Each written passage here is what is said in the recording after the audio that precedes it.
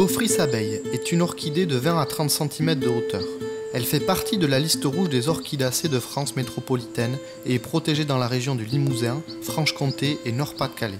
Sa population semble être globalement stable, néanmoins elle peut être menacée par la fermeture de milieux et aussi par sa cueillette. Cette espèce se rencontre en pleine lumière ou en mi-ombre, dans les pelouses, les broussailles et les talus du littoral. C'est une plante robuste à tige élancée. Elle a environ 3 ou 4 feuilles à sa base qui sont étalées, ovales et engainantes. Sa tige est accrescente, c'est-à-dire qu'elle continuera à croître après sa floraison, ce qui va séparer et mettre un peu de distance entre les fleurs. On peut d'ailleurs apercevoir ses premiers bourgeons.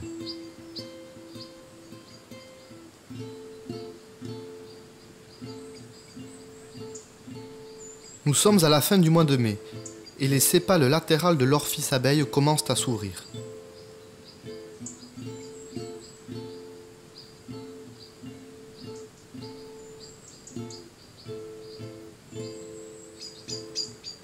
L'orchidée aura environ 3 à 10 fleurs en épilage par plante.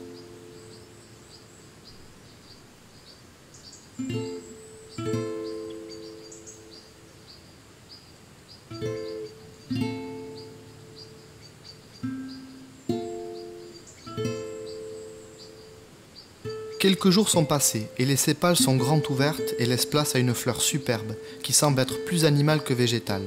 En effet, cette espèce mime la femelle de certaines guêpes ou abeilles, invitant le mâle à s'accoupler avec son labelle afin de se reproduire.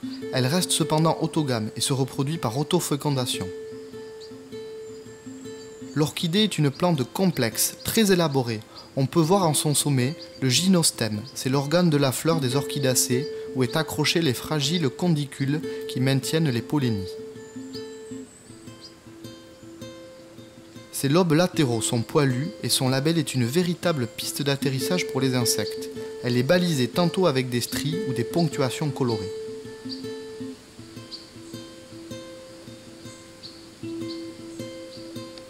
Mais l'insecte ne se guide pas qu'avec la vue, il est aussi très sensible aux odeurs.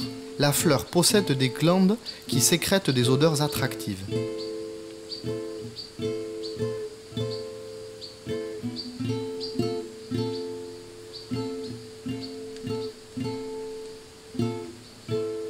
Les fragiles caudicules qui maintiennent les pollénies vont se dessécher très rapidement après l'ouverture de la fleur et cèdent au moindre choc. Ainsi, le pollen tombera sur le stigmate, entraînant le processus d'autofécondation de la plante.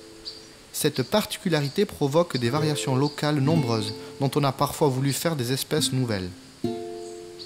L'orchidée est sans contexte l'une des plus belles réussites de l'évolution végétale. Elle représente le groupe évolutif de la flore le plus récent, seulement 20 millions d'années.